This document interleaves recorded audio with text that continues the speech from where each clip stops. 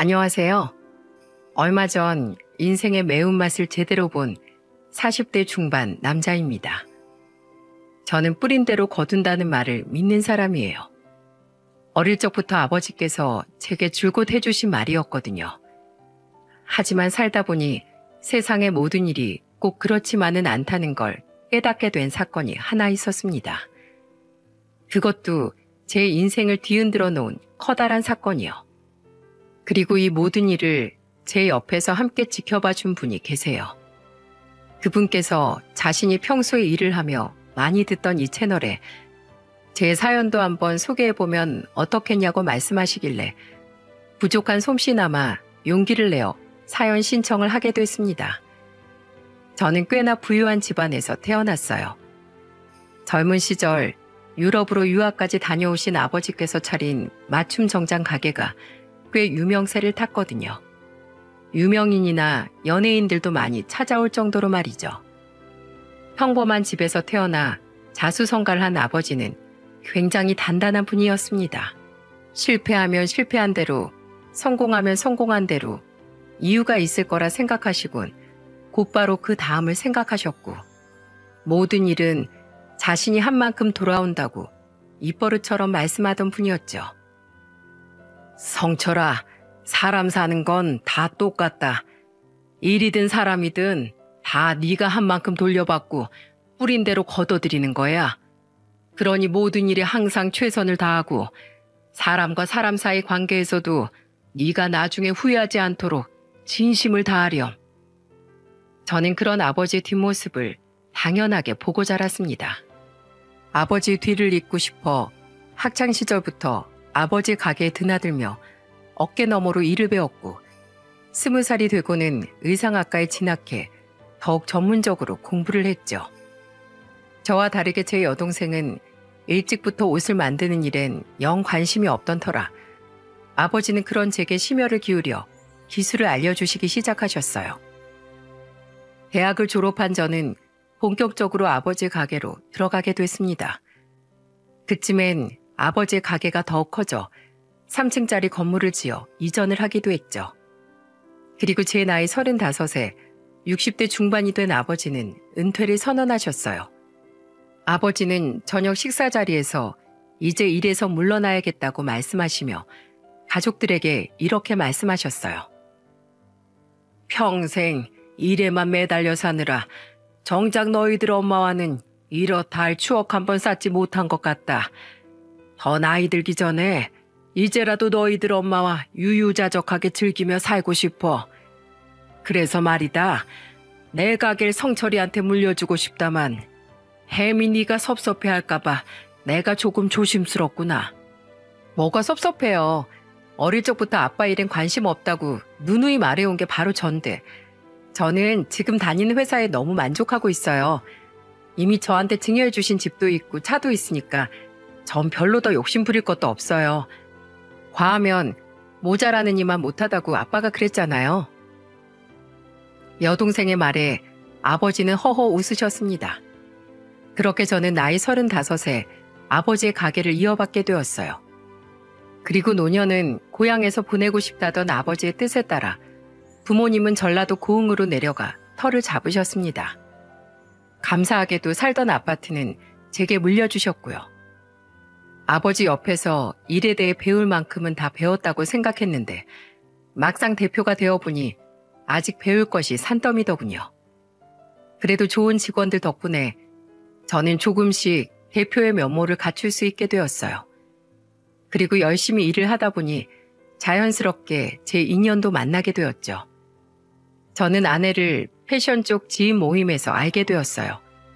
대학 동기가 이런 모임도 있다고 하여 처음 동기를 따라 나간 자리에서 말입니다. 처음엔 어색했지만 여러 가지 동양 업계 정보도 얻고 새로운 소식도 들으며 나름대로 즐거운 시간을 보내고 있던 제게 의류회사에 다니고 있다는 아내가 말을 걸었어요. 우와, 그 브랜드 사장님이시구나. 반가워요. 전 조은미예요. 저희 오빠가 결혼할 때 사장님 가게에서 예복 맞추고 싶어서 난리였거든요. 결국 가격이 너무 비싸서 눈물을 머금고 포기했었지만은요.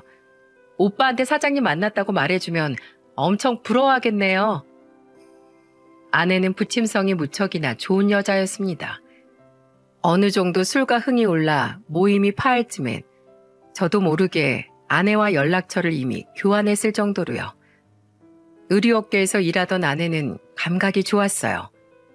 가게에 놀러왔던 아내가 무심코 해준 조언을 듣고 시도해본 디자인의 반응이 좋아 몇 달간 매출이 제법 늘기도 했을 정도로 말이죠.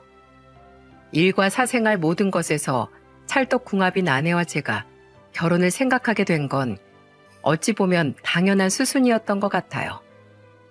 그렇게 제 나이 37, 아내의 나이 35에 우리는 제가 살던 아파트에서 결혼 생활을 시작하게 되었죠. 아내와의 결혼 생활은 아주 즐거웠습니다. 내가 이런 천생배필을 만나기 위해 여태껏 결혼하지 않았구나 싶을 정도로요. 게다가 아내는 고향에 내려가 계신 저희 부모님께도 무척이나 잘했어요. 고흥까진 차로 무려 7시간이나 걸리는 장거리였기 때문에 저조차 자주 잘 엄두가 안 나는 그곳을 아내는 자기가 먼저 제게 부모님을 뵈러 가자고 자주 이야기해 주었죠. 아이고, 우리 며느리 왔어? 오느라 고생 많았다. 어째 네 덕분에 예전보다 우리가 우리 아드님을 더 자주 보게 된 것 같다. 성철이 너 임마, 너 네 아내한테 잘해야 돼. 아유, 우리 아버지 또 시작이시다. 네. 안 그래도 제가 이 사람 여왕님 모시듯 떠받들며 살고 있습니다. 그럼 내가 당신하고 결혼해서 여왕님이 된 거네? 좋음이 복도 많지. 결혼 잘해서 이렇게 여왕님 소리도 다 듣고.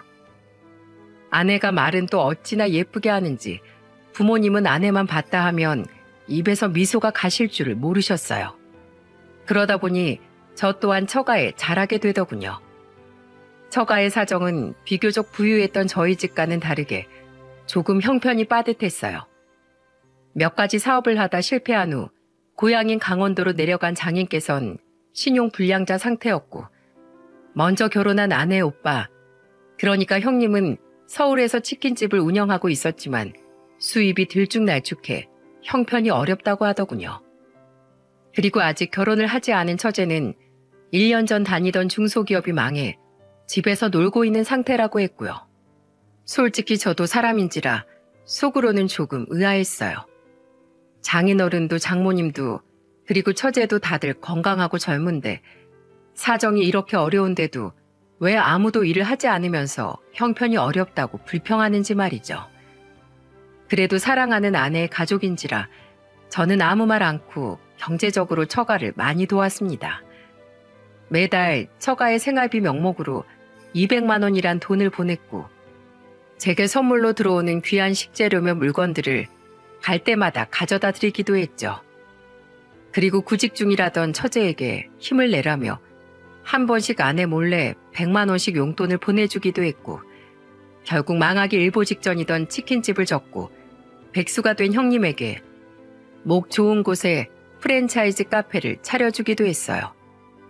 당시 아내가 자신의 오빠가 불쌍하다며 눈물 짓는 모습을 보았거든요. 그래서인지 장인 장모님은 제가 처가에 내려가기만 하면 화장 조금 보태서 정말로 버선발로 저를 마중 나오곤 하셨어요. 아이고, 박서방 왔나?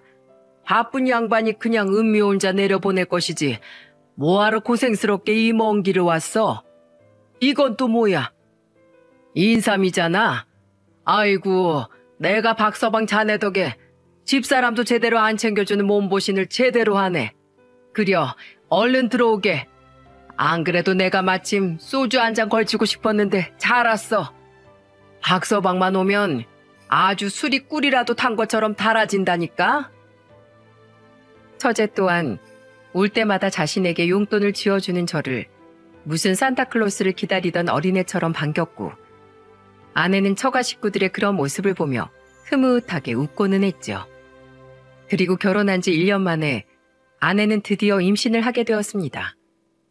저와 아내 둘 다 나이가 있던지라 결혼하자마자 임신을 하려 많은 노력을 했기 때문에 임신 5주차라는 의사의 말을 들은 날 우리 집안은 거의 축제 분위기였어요. 행복한 나날이었습니다. 처가에 들어가는 돈이 조금 많긴 했지만 그 정도의 지출은 충분히 제 벌이로 커버가 되었어요. 게다가 저와 저희 집에 이렇게까지 아내가 자라니 그 정도의 돈은 전혀 아깝지도 않았죠. 시간이 흘러 아내는 딸을 출산했습니다. 하지만 육아휴직을 쓴 아내는 아이를 낳고 6개월 후엔 복직을 해야만 했어요. 제가 그냥 일을 쉬고 집에서 아이를 보는 건 어떠냐고 넌지시 물었지만 아내는 단호하게 고개를 저었죠. 싫어. 나는 밖에 나가야만 숨통이 트이는 사람이야. 게다가 내가 회사에서 그 위치까지 어떻게 올라갔는데 내가 평생을 바쳐 쌓은 커리어 이렇게 포기하고 싶지 않아. 저는 아내의 뜻을 충분히 존중했습니다. 저 또한 제 일을 굉장히 중요시하던 사람이었으니까요. 하지만 이 갓난애를 벌써부터 어린이집에 보내긴 꺼림직하더군요. 그래서 고민을 하던 차에 지인이 입주 가사 도우미 한 명을 추천해줬어요. 저보다 6살이 많다던 이모님은 다행히 지인의 말대로 무척이나 육아와 가사에 능숙한 분이었습니다. 그분은 저희 딸을 마치 친자식처럼 보살펴 주셨어요. 얼마나 애착 형성이 잘 됐는지 자기 엄마 품에서 떨어질 줄 모르던 딸이 이모님이 온 지 한 달 뒤엔 오히려 그분 품에서 떨어지면 잠을 못 자기도 했죠. 그렇게 제 딸이 돌이 조금 지난 어느 날이었어요. 저녁이 늦은 시간에 이모님은 딸아이를 재우곤 방문을 아주 조용히 닫으며 거실로 나오시더군요. 식탁에 그릴을 놓고 소고기를 굽던 저는 그런 이모님을 불렀어요. 이모님, 여기 오셔서 같이 먹어요. 아유, 아닙니다, 사장님. 저는 아까 대충 때워서 괜찮습니다. 에이, 그러지 마시고 오늘 제 아내가 회사에서 진급을 했거든요. 그래서 가족끼리 축하 파티 열려고 제가 일부러 고기도 사온 거예요. 이모님도 우리 가족이시잖아요. 자, 여기 제술 한 잔 받으시고 고기도 많이 드세요. 오늘 고기 굽고 치우는 건 전부 제가 할 테니까 다 드시면 방에 들어가서 푹 쉬시고요. 이모님은 그제야 못 이기는 척 자리에 앉으셨습니다. 아내는 그런 이모님 앞에 잽싸게 접시와 수저를 내왔고요. 그렇게 이모님과 처음 술잔에 부딪힌 그날, 우린 이모님의 지난날에 대한 이야기를 듣게 되었어요. 전 경북 구미에서 태어났어요. 고등학교 졸업하고 20살에 대구에서 자취를 시작해 저 좋다는 남자랑 일찍 애 가지고 결혼했지요. 21살의 나이에 말입니다. 지금 생각해보면 참 바보 같은 짓이었는데 그때 왜 그렇게 그 사람이 좋았는지 몰라요. 결혼할 당시 그 사람은 무려 저보다 10살이나 많았어요. 고작 31의 나이였지만 어린 제 눈엔 그 사람이 그렇게 어른스럽고 멋있어 보일 수가 없더라고요. 게다가 그 지역에서 나름 잘 사는 집안 아들이라 가난했던 제게 그 사람은 마치 드라마 속 주인공같이 느껴졌답니다. 이야기를 하다 말고 이모님은 앞에 놓인 소주를 들이켰어요. 저런 씁쓸한 표정으로 말씀하시는 걸 보니 끝이 좋은 이야기는 아니겠다 싶어 저도 얼른 잔을 비우고 이모님의 잔을 채워드렸죠. 아내 또한 이모님의 이야기를 들으며 조용히 고기를 굽고 있었고요. 그런데 그 인간이 알고 보니까 금수도 그런 금수 같은 놈이 없었더라고요.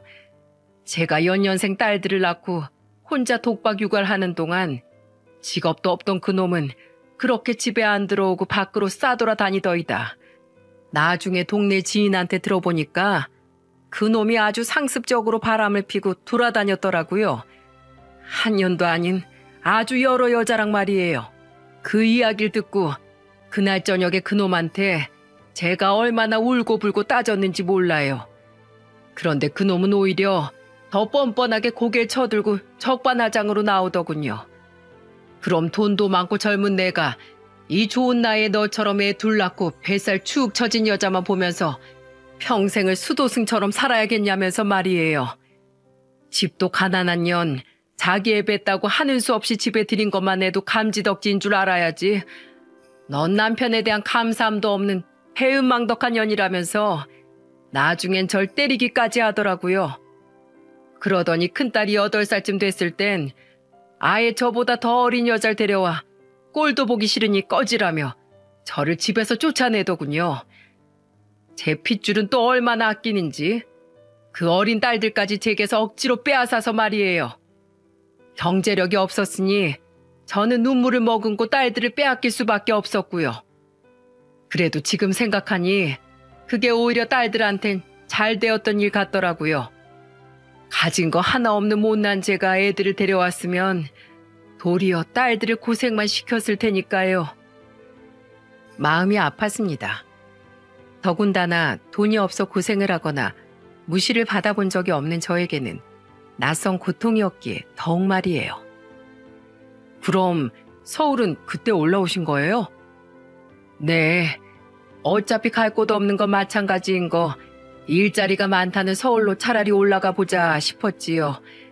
그리고 여기서 대구에서 알던 지인한테 이 일자리를 소개받게 되었어요. 솔직히 뭐 집도 절도 없는 제게 이만한 일이 또 어디 있겠습니까?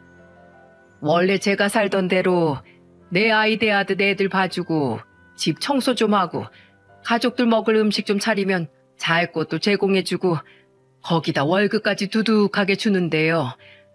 다행히 그 벌이 덕에 아프신 제 아버지를 구미에 있는 요양원에 모실 수도 있었지요. 게다가 내 자식들 잘하는 걸 못 보는 대신 남의 아이라도 내 손에서 쑥쑥 크는 걸 보다 보니 보람도 차고요. 불행 중 다행이네요. 세상엔 이상한 사람들도 많은데 그래도 좋은 집들만 들어가셨었나 봐요. 드디어 이야기가 밝게 풀리려나 싶어 저는 다시 이모님의 잔에 제 술잔을 부딪히며 웃으며 말을 했어요. 하지만 이모님은 쓰게 웃으시며 고개를 내저으셨죠. 아유, 세상사가 사람에게 어디 그리 만만한가요? 처음 들어간 집에서 얼마나 호되게 곤욕을 치렀는지 몰라요. 가뜩이나 처음 하는 일인지라 다른 사람들보다 월급도 적게 받기로 하고 들어간 집인데 시키는 허드렛 일은 얼마나 많고 또 집주인 갑질은 얼마나 심한지 갈 데가 없어서 나가지도 못하고 한동안은 밤마다 얼마나 울었는지요. 그래도 이후엔 이렇게 좋은 분들을 만나게 되어 얼마나 다행인지 모릅니다. 사장님, 사모님, 혹시라도 뭔가 애로사항이 있으시면 꼭 넘어가지 마시고 제게 말씀해 주세요. 제가 열심히 고칠 테니까요. 저는 정말 두 분과 미니, 그리고 이 집이 참 아늑하고 좋네요. 그날을 계기로 우리 부부는 이모님과 점점 친해졌어요. 아내보다는 제가 이모님과 더 가까웠던 게 이모님의 사정을 듣고 도통 안쓰러운 마음이 가시지 않아 제가 이것저것 도움을 좀 드렸었거든요. 그리고 제 딸이 2살이던 땐 이런 일도 있었습니다. 어느 날 이모님께서 밤 12시가 다 되었던 때 막 침대에 누우려던 제게 다급히 말씀하시더군요.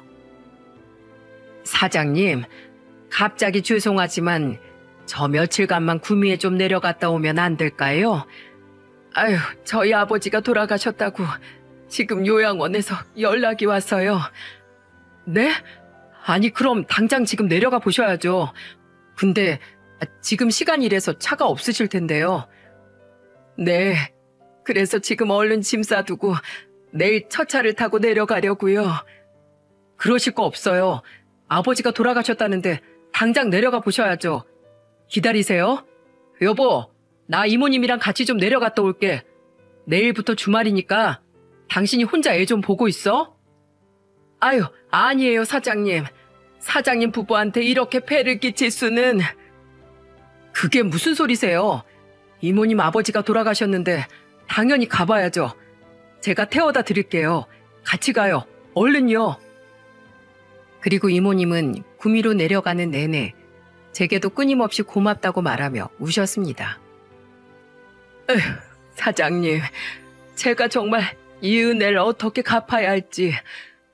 이런 하찮은 저에게 이렇게까지 해주셔서 정말 감사드립니다. 그런 말씀 마세요. 도착하시면 한동안 정신 없으실 텐데 지금이라도 눈 좀 붙여두세요. 저는 신경 쓰지 마시고요.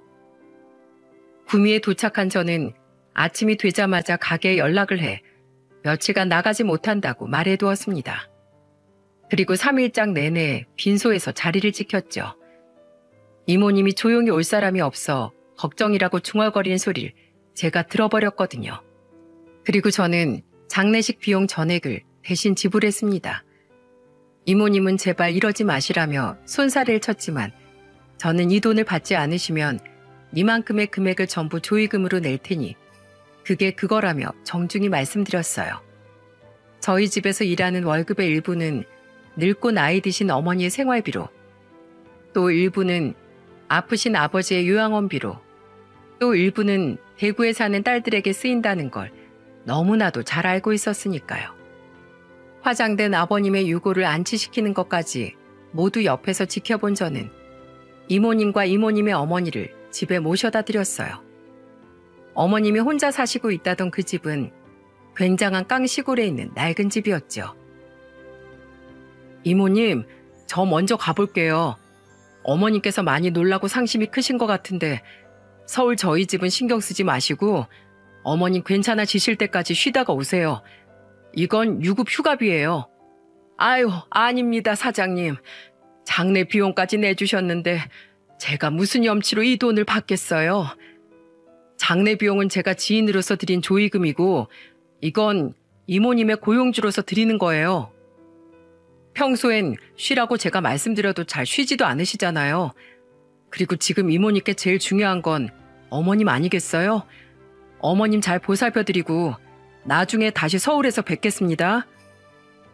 저는 이모님이 또다시 거절하기 전에 서둘러 차를 출발시켰어요. 하지만 저는 다음날 깜짝 놀라고 말았어요. 분명 한동안 올라오지 않으셔도 된다고 말씀드렸건만 다음날 아침 일찍 이모님이 돌아오셨거든요. 아니, 이모님, 왜 이렇게 빨리 올라오셨어요? 어머님은요? 옆집 아주머니한테 자주 좀 들여다봐달라고 부탁드리고 왔어요. 제가 거기 더 오래 있어도 할 일도 없고요. 사장님 덕분에 저희 아버지 장례도 마음 편히 잘 치르고 충분히 쉬었어요. 제가 이번에 사장님께 받은 은혜는 제가 언젠가 꼭 갚겠습니다. 정말 감사했어요, 사장님. 이후 이모님은 정말로 저희 집 일을 자기 일처럼 열심히 해주셨어요. 그런 이모님 덕에 아내도 저도 각자의 일에 집중할 수 있었고 딸 미니 또한 구김살 없이 밝게 자라주었죠. 시간이 흘러 제 딸이 4살이 되었던 무렵이었어요. 그날따라 두통이 심해지더니 나중엔 속까지 메스꺼워져 저는 가게에서 일찍 퇴근을 하고 집으로 돌아왔죠. 그런데 일찍 들어온 저를 본 이모님이 왜인지 제 뒤로 따라 들어오는 사람이 있는지 확인이라도 하려는 듯 현관을 기웃거리시더니 이내 제게 바싹 다가오시더군요. 그리고는 분명 집안엔 딸조차 어린이집을 가 아무도 없는데도 제 귀에 가까이 입을 대곤 속삭이셨어요. 그리고 이모님의 입에서 나온 말은 제 인생을 뒤흔들어 놓을 정도로 엄청난 말이었습니다. 사장님, 반포동에 있는 이 빌라로 한번 가보시겠어요? 이모님은 제게 한 주소가 적힌 종이 쪽지를 내밀었어요. 제가 의아한 눈빛으로 이모님을 바라보자 이모님은 계속해서 낮은 목소리로 제게 그간 있었던 일을 이야기해 주더군요. 놀라지 말고 들으세요, 사장님. 사모님이 외도를 하시는 것 같아요. 네? 사모님이 웬 남자분과 계속해서 통화를 하시는 것 같긴 한데 그게 아무리 들어도 사장님과 전화를 하는 건 아닌 것 같더라고요. 그렇다고 그냥 아는 지인도 아닌 것 같고요. 사모님이 수상쩍은 통화를 할 땐 꼭 안방에서 문을 닫고 하시는데 그 소리가 생각보다 거실에 잘 들리거든요. 전화로 매번 여보 자기 하는데 보통 사이끼린 이런 말을 보통 안 하잖아요. 게다가 사장님하고는 서로 미니 엄마, 미니 아빠 이렇게 부르시고요. 그래도 제가 부부 일에 괜히 헛다리 짚고 끼어드는 것도 아니다 싶어서 제가 무려 8개월을 옆에서 유심히 지켜봤어요. 근데 아무리 봐도 사모님의 행동이 보통 수상쩍은 게 아니다 싶어서 미니 어린이집 보내고 출근하는 사모님 뒤를 밟았지요. 왜 사장님이 가게 리모델링 때문에 한동안 엄청 일찍 출근하시던 시기 있잖아요. 그때 사모님이 또 통화로 그러더라고요. 자기 지금 갈게 하고요. 그 통화를 들어보니 분명 출근 시간인데 회사 가는 건 아닌 것 같아서요. 그런데요, 사장님. 아니나 다를까 사모님이 글쎄 그날 회사로 출근을 하는 게 아니라 반포동의 웬 빌라로 들어가더라고요. 게다가 웬 젊은 남자가 사모님을 빌라 앞까지 데리러 나오더군요. 밖에서 계단불이 켜지는 걸 보니까 3층에 사는 것 같길래 제가 조용히 따라 올라가 봤어요. 거기에 딱 두 집이 있었는데 둘 중에 어디인지까진 제가 못 알아냈지요. 그러니까 사장님이 한번 이 주소로 가서 알아보세요. 충격적이었어요. 제가 도대체 무슨 이야기를 들은 건가 싶었죠. 아니 이모님, 그런데 왜 이렇게까지 해서 절 도우려 하신 거예요? 그게요, 그냥 저는 사장님께 받은 은혜를 어떻게든 갚고 싶어서 그래서 그랬어요. 제가 가진 게 없으니 사장님한테 진 신세를 딱히 갚을 길도 없고 몸으로 할 수 있는 일이라도 해보자 싶어서요. 제 물음에 이모님은 얼굴을 붉히며 고개를 푹 숙이더군요. 저는 한숨을 내쉬고는 우선 이모님께 고맙다고 말하곤 아내에게는 아무 말 말아달라고 부탁했어요. 그리고 그날 저는 흥신소를 통해 아내의 뒷조사를 했고 흥신소에서 제게 건네준 결과는 저를 2번 무너지게 만들었습니다. 아내는 단순히 바람을 피우고 있던 게 아니었어요. 아내는 1년 전부터 아예 2집 살림을 하고 있더군요. 그 반포동 빌라에서 그것도 자기보다 8살이나 어린 남자랑 말이에요. 알고 보니 아내는 다니던 회사 사정이 어려워져 권고사직을 당했다고 합니다. 월급이 많이 나가는 고위직급들을 먼저 회사에서 해고시켜버린 거예요. 저에겐 출근을 한다며 거짓말을 하고선 매일같이 그 집으로 향했던 거죠. 심지어 술집 2개를 운영하고 있다던 그놈은 제 아내에게서 돈을 야금야금 뜯어먹고 있었더군요. 반포동 빌라의 월세도 아내가 내주고 있었고요. 꼭지가 돌았습니다. 눈이 뒤집힌다는 게 이런 건가 싶었죠. 저는 곧장 다음날 아침 몸이 아프다는 핑계로 일을 쉬고 또다시 출근한다고 제게 인사하는 아내를 배웅하곤 곧이어 아내의 뒤를 밟았어요. 제발 아니길 빌었지만 아내는 그날도 역시나 반포동의 그 집으로 향하더군요. 저는 떨리는 마음을 부여잡고 아내를 마중 나온 그놈과 아내가 빌라로 들어가는 모습을 휴대폰으로 찍었어요. 그리고 흥신소에서 알려준 그놈 집으로 따라 올라가 대뜸 초인종을 눌렀죠. 하지만 아무리 초인종을 눌러도 안에서는 아무런 소리도 들리지 않았습니다. 아마 인터폰으로 제 얼굴이 보여서 그런 게 아닌가 싶더라고요. 저는 조용한 문 앞에다 대고 복도가 울릴 정도의 아주 큰 소리로 쩌렁쩌렁 소리쳤어요. 야, 조은미, 너 안에 있는 거 다 알고 있으니까 문 열어. 내가 너랑 그놈 여기로 들어가는 거 다 확인하고 왔어. 하지만 두 연놈은 꿈쩍도 하지 않더군요. 하지만 저는 그대로 물러서지 않았어요. 저는 다시 내려가 차 트렁크에서 골프채 하나를 꺼내 올라갔습니다. 그리고 일말의 망설임도 없이 골프채로 그 집의 도어락을 세차게 내리치기 시작했어요. 안 열면 내가 못 들어갈 줄 알아? 제가 계속해서 문을 내리치다 결국 도어락이 깨지자 그때서야 집안에서 상간남이 문을 열고 나오더군요. 그리고 그놈은 기껏 안에서 고민한 게 모르쇠 작전이었는지 제게 오히려 뻔뻔하게 소리치더군요. 저는 그놈을 거리낌 없이 뒤로 제끼고 신발을 신은 채 온 집안을 헤집으며 아내를 찾았죠. 당신 뭐야? 뭐긴 뭐야? 네가 꼬여낸 유부녀 남편이지. 야, 조은미, 서로 힘 빼지 말고 그냥 나와. 나 다 알고 왔어. 증거도 다 잡았고. 넌 이미 끝났어. 우습게도 아내는 화장실 변기 옆에 숨어 벌벌 떨고 있었어요. 저는 우선 그 한심한 모습을 휴대폰 카메라로 찍고 그 다음엔 아내의 머리 끄댕이를 잡고 밖으로 끌어냈어요. 여보! 아내는 제게 끌려 나오며 자신의 머리채를 잡은 제 손을 부여잡고 저를 애타게 불렀어요. 저는 아랑곳하지 않고 아내를 거실에다 내팽개치곤 소리쳤죠. 야, 회사에서 잘렸으면 집에 와서 네 딸 네 손으로 돌볼 생각부터 해야지. 회사에서 잘리자마자 신나게 바람을 피워? 내가 기가 차서 진짜. 너희 둘이 헌팅 술집에서 만났다며? 너희 같은 노땅들도 그런 데서 바다는 주냐?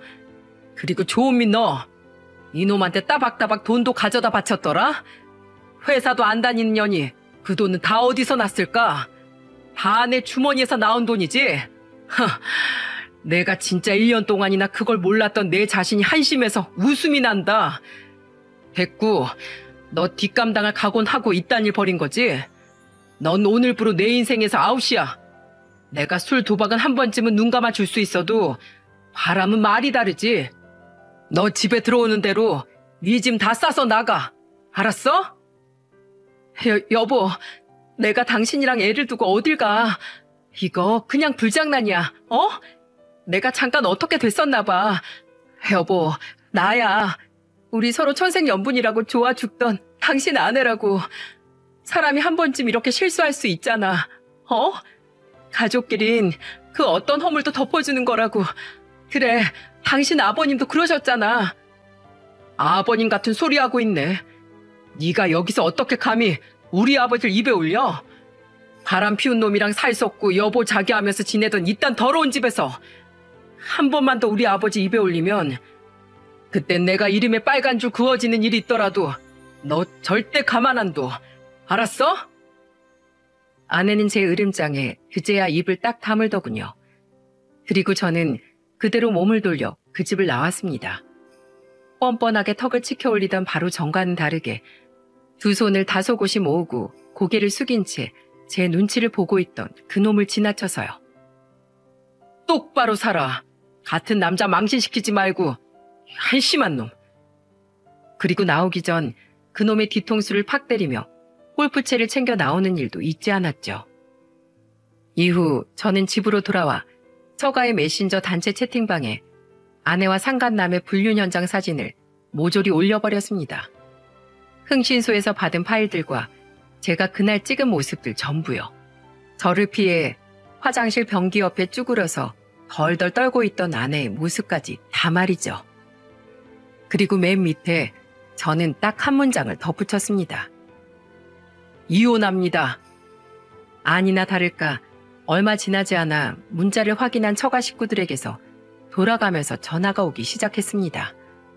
저는 그 전화들을 깡그리 무시했어요. 그 와중에 갑자기 잊었던 게 생각나 저는 형님에게 전화를 걸었습니다. 아무리 전화를 해도 받지 않던 제가 먼저 전화를 하니 무척이나 놀랐는지 형님은 신호가 채 2번도 가기 전에 얼른 전화를 받았어요. 박서방! 네, 형님. 제가 형님한텐 드릴 말이 있어서요. 뭔데? 얼른 얘기해봐. 내가 다 들어줄게. 어떻게 내가 은미 걔 인성교육 한번 시켜줘? 어? 아니요, 형님. 그 카페 제 이름으로 건물 임대해 놓은 거 아시죠? 계약 기간도 몇 달 안 남았고요. 그거 빼세요. 우리 이제 남이잖아요. 안 나가시면 저 신고합니다. 아니 박서방, 갑자기 이러면 난 어떡하나? 나 뭐 먹고 살라고? 제가 가족으로서 선의로 도와드린 거지 원래 형님이 읽어놓으셨던 건 아니잖아요. 그간 버셨던 수익금은 형님 전부 가지세요. 하지만 더는 제 돈 써서 임대료는 못 내드려요. 형님은 저를 애타게 불렀지만 저는 형님의 음성을 무시하곤 전화를 끊었습니다. 너무한가 싶긴 했지만 애초에 형님의 치킨집을 망하게 한 것도 제가 아니고 길바닥에 나앉게 생긴 형님을 여태껏 도와줬으니 저도 할 만큼 했다 싶었어요. 제가 자선사업가도 아닌데 아내가 바람을 피워 이혼할 마당에 그 비싼 임대료를 내줄 의무도 그럴 필요도 없었으니까요. 이후 집으로 돌아온 아내는 제게 무릎을 꿇고 싹싹 빌기 시작했습니다. 이모님은 방으로 딸을 데리고 들어가셨고요.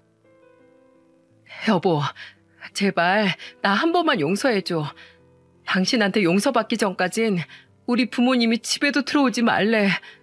오빠는 당장 나 가만 안 두겠다고 길길이 날뛰고 나 벌이도 없는데 어디로 가, 어? 제발 그간의 정을 생각해서라도, 아니 우리 민일 봐서라도 어떻게 안 될까? 나 집에서 숨소리도 안 나게 조용히 살게. 아예 없는 듯 당신하고 민이만 바라보면서 애 키우고 살림하면서 살게. 그럼 이모님 비용도 굳고 오히려 좋잖아. 어? 나를 차라리 이모님 대신이라고 생각하고. 이모님 대신? 아니, 이모님께 돈을 2배로 드린데도 당신보단 이모님이 훨씬 나아. 난 사람하곤 살아도 지 남편 지 새끼 버리고 지 욕정에만 눈이 먼 짐승하곤 못 사니까 당장 꺼지라고. 저는 미리 싸놓은 아내의 옷가지를 아내의 발치에 던졌습니다. 납작 엎드려서 울던 아내는 두 눈이 뒤집힌 저를 보며 결국 흐느끼며 집을 나갔어요. 나중에 계속해서 처가 식구들이 제게 보낸 문자를 보니 결국 아내는 욕을 바가지로 먹으면서도 처가로 들어간 것 같더군요. 갈 곳이 없었을 테니까요. 박서방, 내 이 쓰레기 같은 녀머리를 아주 빡빡 다 깎아놨네. 2번 다시 그런 더러운 짓거리를 밖에서 못하고 돌아다니게 말이야. 그러니 제발 우리 딸 한 번만 용서해주면 안 되겠나? 우리 식구들 모두 지금 손가락만 빨고 있다네. 자네가 우리 집하고 둘째 딸에게 주던 용돈도 다 끊어버려서 말이야. 그리고 우리 아들한테 차려준 카페도 빼라고 했다면서. 거기 없으면 능력도 없고 기술도 없는 내 아들이 뭘 먹고 살겠나? 제발 우리 식구들 좀 살려주게. 내 이렇게 부탁함세. 이런 내용으로 온 장인의 문자를 받은 뒤로 저는 아예 처가 식구들의 연락처를 전부 차단해버렸습니다. 알고 있었지만 정말로 허탈하더라고요. 처가 때 식구들은 정말 저를 돈으로만 봐왔던 게 맞구나 싶어서요. 이후 저는 용달을 불러 아내의 짐을 모조리 처가로 보내버렸습니다. 협의 이혼 서류와 함께 말이죠. 너무 화가 나서 아예 소송을 걸어버리고 싶었지만 이미 수중에 가진 돈 하나 없을 그 사람에게 마지막 온정을 베풀기로 했어요. 대신 저는 아내에게 마지막으로 전화해 이렇게 말했죠. 민이 친권, 양육권 전부 다 내가 가져올 거야. 당신같이 더러운 여자한테 우리 민이 맡길 생각은 추워도 없으니까. 만약 이 서류에 서명 안 하면 그땐 정말 더러운 꼴 볼 줄 알아. 내가 소송 걸어서 당신한테 남은 먼지 한 톨까지 다 받아먹을 거거든. 이미 모든 걸 잃은 사람에게 마지막까지 다 털어먹겠다는 제 말은 꽤나 큰 두려움으로 다가왔던 모양이에요. 그 다음 주에 아내가 제게 자신의 도장이 찍힌 협의 이혼 서류를 다시 보냈거든요. 그렇게 아내와 저는 이혼 숙려 기간을 거쳐 이혼을 하게 되었습니다. 그리고 저는 아내와는 별개로 그 상간남에게도 위자료 소송을 걸었어요. 손바닥도 마주쳐야 소리가 난다고 어찌됐든 아내와 둘이서 짝짝꿍이 맞아 그 짓거리를 했을 텐데 그놈만 아무 일 없다는 듯 멀쩡히 살아가게 하고 싶지 않았거든요. 그리고 집에 내려가 부모님께 아내와 이혼 사실을 말씀드리자 아버지께선 허탈하게 웃으며 딱 한마디를 하시더군요. 그랬구나. 고생했다. 지나온 과거에 연연하지 않는 아버지다운 말이었습니다. 사실 아버지께서도 많이 속상하고 아쉬우셨을 텐데 말입니다. 어머니는 연신 한숨을 쉬긴 했지만 이미 이렇게 된 걸 어쩌겠냐며 액땜했다 생각하라고 말씀하셨어요. 나중에 제 이야기를 들은 여동생 또한 제게 이러더군요. 잘했네. 인생 공부 아주 호되게 했어. 이제 안 그러면 되지 뭐. 참 쿨한 가족이죠. 저희 가족 중 누구도 아내를 너무 믿고 처가에 물신양면 돈을 퍼다 나른 저를 나무라지 않더라고요. 그리고 그 모든 일이 마무리됐을 때 이모님은 제게 고개를 푹 숙이곤 이렇게 말씀하셨죠. 저 사장님, 저 일을 그만둘까 하고요. 네? 갑자기 그게 무슨 소리세요? 저는 사장님께 은혜를 갚고 싶어서 나름대로 한다고 한 일이 생각해보니 이 집안에 분란을 일으킨 것 같아서요. 제가 가만히만 있었어도 민희도 엄마를 잃지 않았을지도 모르고 사장님께서도 이렇게 매일같이 고통스러워하시진 않았을 텐데 말이에요. 깜짝 놀랐어요. 이모님께서 이 일로 스스로를 자책하고 계실 줄은 정말 몰랐거든요. 저는 황급히 손을 내저으며 이모님께 이렇게 말했습니다. 아유, 아닙니다, 이모님. 아니에요. 오히려 이모님이 아니었으면 지금도 전 바보같이 제 돈이 그 더러운 놈에게 흘러들어가는지도 모르고 전 아내에게 속고 있었을 겁니다. 이모님 덕분에 제가 더 늦기 전에 그 여자에게서 벗어날 수 있었던 거예요. 저는 그 여자가 결코 한 번만 실수했을 거라고 생각하지 않습니다. 지금도 보세요. 1년을 그렇게 세기의 사랑처럼 몰래 만나대더니 제가 이혼하자고 하자마자 그 상간남과 관계를 정리하는 꼴을요. 물론 전 아내가 먼저 그놈을 정리하지 않았어도 어차피 가진 돈 전부 잃은 그 여자를 그놈이 계속 만났을 것 같지는 않지만 어쨌든 고작 그 정도의 마음으로 가정을 내팽개치고 이런 일을 벌인 여자예요. 차라리 정말로 사랑하는 사람이 생겼다고 했으면 제가 이렇게까지 배신감을 느끼진 않았을 거라고요. 이모님이 정말로 저희 집을 떠나고 싶으시다면 제가 더 잡진 않겠습니다. 하지만 괜한 죄책감 때문에 이러시는 거라면 그러지 말아주세요. 저도 민희도 이모님이 정말 간절하게 필요해요. 제가 이렇게 부탁드리겠습니다. 제 간절한 부탁에 이모님은 눈물을 훔치더니 고개를 끄덕이시더군요. 이후 2년이라는 시간이 흘렀습니다. 이모님은 여전히 저희 집에서 유치원에 다니는 민희를 돌보며 가사일을 봐주고 계세요. 지난달엔 큰 따님이 결혼을 준비하신다기에 저는 이모님께 따님과 사위될 분의 정장을 무료로 맞춰드리겠다고 말씀드렸죠. 아니에요, 사장님. 제가 모르긴 몰라도 사장님 대 정장이 적어도 몇백만 원은 하는 걸로 알고 있는데 그런 걸 어떻게 받아요? 어떻게 받긴요. 제가 제 가족한테 제 가게 옷 좀 선물한다는 게 어디가 어때서요? 제가 이모님 체면 좀 단단히 세워드릴게요. 그리고 이참에 이모님도 정장 한 벌 맞추세요. 따님들 친부랑 인연 끊으셨다면서요. 그러면 상견례 자리도 이모님이 나가셔야 할 텐데 좋은 자리는 좋은 옷 입고 나가셔야죠. 그리고 얼마 전엔 드디어 집을 장만하신 이모님이 시골에 계신 노모를 서울로 모실 수 있게 되었어요. 그러면서 제게 조심스럽게 절대 일에 방해가 되게 하지 않을 테니 집에서 출퇴근을 할 수 없냐고 물어보시더군요. 저는 당연히 그러라고 말씀드렸죠. 어차피 우리 민희도 혼자서 잠자리에 잘 들 수 있는 나이가 되었고 슬슬 이모님에게서 자립할 나이가 되기도 했으니까요. 그래도 우리 민희가 다 클 때까지 이모님이 건강하신 한 절대 그만두시면 안 돼요. 아셨죠? 우리 민희가 이모님을 얼마나 좋아하는데요. 지금 제 부모님들은 가끔 서울로 올라오셔서 저희 집에 며칠씩 묵으시곤 합니다. 제 딸을 보러 오시는 거겠죠. 덕분에 이모님과도 안면을 많이 트고 친해진 모양이더라고요. 언제 한 번은 제가 워크숍 때문에 집에 없을 거라고 하니 이모님과 제 딸과 함께 넷이서 가평 여행을 다녀오셨더라고요. 이모님께 혹시 불편한 건 없으셨냐고 물어보니 이모님이 웃으면서 이러시더군요. 네, 불편했네요. 어찌나 다들 절 앉혀놓으려고만 하시는지 마음이 불편해서 혼났어요. 저 정말 가서 설거지 한 번을 못하고 미니만 보다가 왔다니까요. 이렇듯 전 아내와 이혼을 한 후 우리는 다시 행복한 일상을 찾아가고 있습니다. 전 아내의 소식은 일절 들리지 않아요. 제가 전 처가 사람들의 연락처를 모두 차단하고 집까지 이사를 했거든요. 하도 전 형님이 찾아와 난동을 부려서요. 딸이 어느 정도 크기 전까지는 딸에게도 아내의 이야기를 해주지 않을 생각입니다. 다행히 거의 이모님이 아이를 키우다시피 하셨기에 딸도 자기 엄마를 찾지 않고요.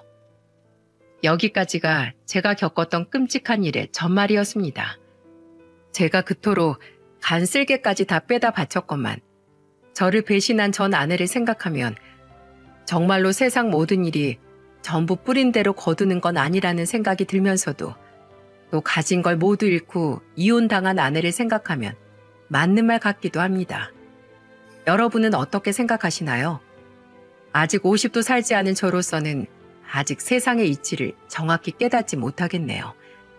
저는 앞으로 적어도 제 딸이 성인이 될 때까진 재혼하지 않을 생각입니다. 딸의 친모인 전 아내도 못 믿을 판국에 뒤로 어떤 생각을 하고 있을지 모를 다른 여자를 제 딸의 새엄마로 드리고 싶지 않아서요. 대신 제 딸을 친자식처럼 아끼고 사랑해 주시는 이모님에게 앞으로 정말 친동생, 친가족처럼 진심을 다할 작정이에요. 그리고 이 사연이 채택된다면 청소나 설거지를 하며 이 사연을 분명 듣고 계실 이모님께 이 자리를 빌려 꼭 한 말씀 드리고 싶습니다. 이모님, 제가 항상 감사드리고 있는 거 아시죠? 이모님도 앞으로 조금은 더 저를 믿고 제게 기대해 주셨으면 좋겠어요. 가족은 그런 거잖아요. 세상에 많은 유형의 가족이 있듯이 저와 이모님 그리고 우리 딸 미니도 깊은 유대감으로 이어진 가족이라고 전 믿어 의심치 않아요. 이모님 오래오래 건강하시고 앞으로도 우리 행복하게 잘 살아보아요. 그럼 저는 너무 부끄러워서 얼굴이 화끈거리는 관계로 이만 글을 마무리하도록 하겠습니다. 다들 항상 건강하시고 행복하세요. 감사합니다.